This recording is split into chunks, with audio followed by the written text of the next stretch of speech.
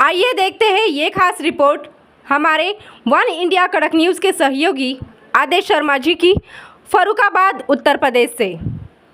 पश्चिम बंगाल की बात कहने पर आखिर क्यों जम जाता है मुंह में दही। उत्तर प्रदेश में योगी जी चलवा रहे हैं अपराधियों पर बुलडोज़र। फर्रुखाबाद में भारतीय जनता पार्टी के सांसद मुकेश राजपूत ने गुरुवार को पार्टी कार्यालय पर प्रेस वार्ता की।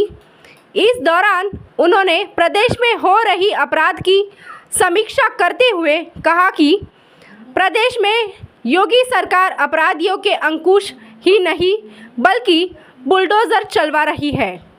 लेकिन पश्चिम बंगाल में ममता दीदी की बात का कहने पर उनके मुंह में दही क्यों जम जाता है। आखिर ऐसी कौन सी मजबूरी है जो बात नहीं कर पा रहे हैं। उत्तर प्रदेश ही एक ऐसा राज्य है जहां पर अन्य राज्यों की अपेक्षा अपराधियों पर अंकुश ही नहीं बल्कि अपराध करने वाले 24 घंटे के अंदर वर्कआउट करके उसके घर पर बुलडोज़र चलाया जाता है, जिससे वह अपराध की दुनिया से दोबारा अपराध ना कर सके। उन्होंने कहा कि कई राज्यों में कांग्रेस की सरकारी है, कांग्रेस उंगली तो उठाती है, लेकिन जहां उनकी सरकार है वह दिल्ली हो या अन्य राज्य हो, वहां पर अपराधियों को पनाह दिया जा रहा है, उन पर अंकुश नहीं लगा पा रहा है।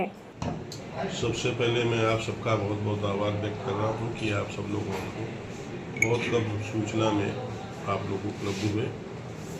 मैं मुख्य रूप से आज आपके बीच में आया हूं कि जो हम लोगों को आज मैंने समाचार पत्रों के माध्यम से जो सूचना मिली है कि फर्रुखाबाद से भाजपा सांसद के चुनाव को चुनौती नोटिस, तो उसके संबंध में मैं जानकारी दे रहा हूं कि नोटिस मैंने जो वहाँ से वकील लोगों से पता किया है, जो हमारे जो वकील हैं उन्हें सूचना दी है कि वो जो नोटिस है वो आपको पार्टी बना के कि साहब आपने चुनाव में धांधली वोट नहीं डालने दिए, जो ये मेरा इस पर ही कहना है कि समाजवादी पार्टी हो या कांग्रेस पार्टी हो या तृणमूल कांग्रेस हो या केजरीवाल हो, जो भी कांग्रेस है, कांग्रेस के सहयोगी दल जो लोकसभा के चुनाव में भारतीय जनता पार्टी से जो लड़ रहे थे, तो उन्होंने शुरू से ही लेके आज तक झूठ बोला है।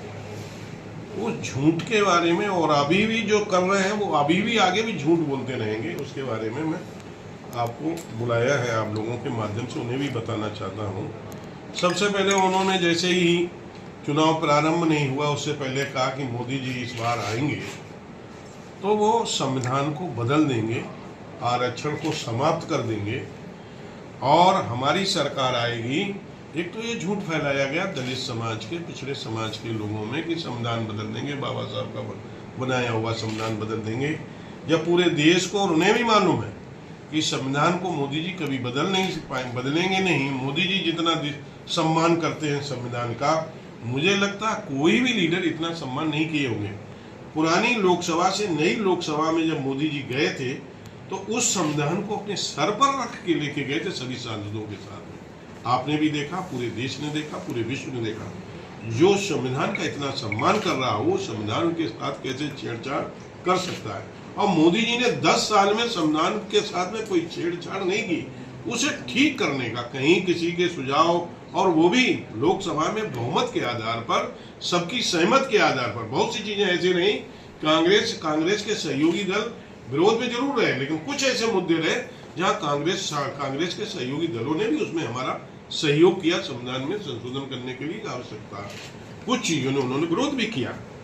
तो लेकिन कहा कि संविधान बदल देंगे, आरक्षण खत्म कर देंगे और हमारी सरकार आएगी तो खटाखट फटाफट हम महिलाओं के, माताओं के, बहनों के खाते में 1-1 लाख रुपए हर वर्ष डाल देंगे। इस तरह से लालच देके लोगों को गुमराह करके उन लोगों ने कुछ सीटें तो पा ली, लेकिन अभी भी उनका झूठ का बोलना समाप्त नहीं हुआ।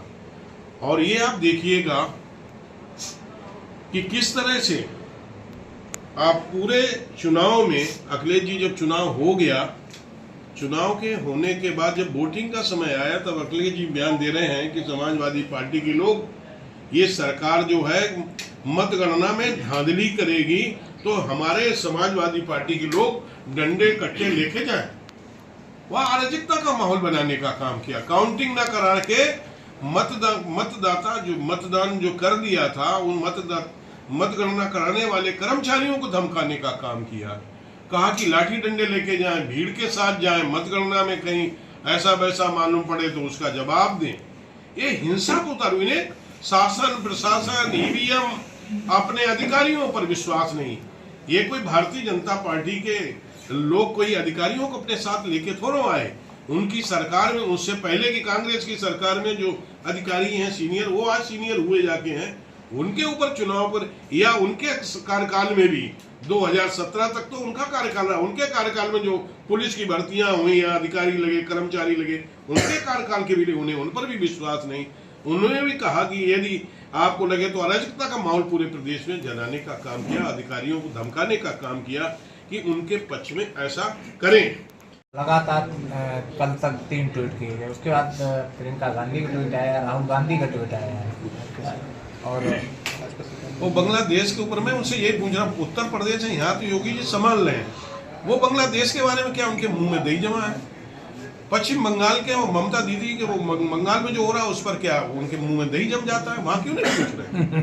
जिस तरह से हो रहा है वहां, यहाँ तो योगी जी इतने बढ़िया ढंग से इस तरह से कोई घटना देखिए किसी के हाथ में नहीं है, लेकिन घटना होती है उसमें 24 घंटे 48 घंटे 72 घंटे में वर्कआउट हो जाता है। दूसरियों को बड़ी से बड़ी, यही उत्तर प्रदेश ऐसा प्रदेश देश के अंदर है जहां अपराधियों पर वर्कआउट होने के बाद उनके घर पर बुलडोजर चल जाता है। और कोई देश के अंदर कोई प्रदेश है? बंगाल में हो रहा है क्या, या दिल्ली में कहीं हो रहा है इस तरह का केस, या कांग्रेस के जो भी दल शासित राज्य हैं उसमें हो रहा है क्या? लेकिन उत्तर प्रदेश योगी जी जिस तरह से अपराधी बड़ा राज्य होने के नाते कहीं क्राइम होता भी है तो क्राइम पर के साथ साथ कार्रवाई भी उन पर अपराधियों। देश दुनिया की खबरों के लिए जुड़े रहिए वन इंडिया कड़क न्यूज के साथ। धन्यवाद।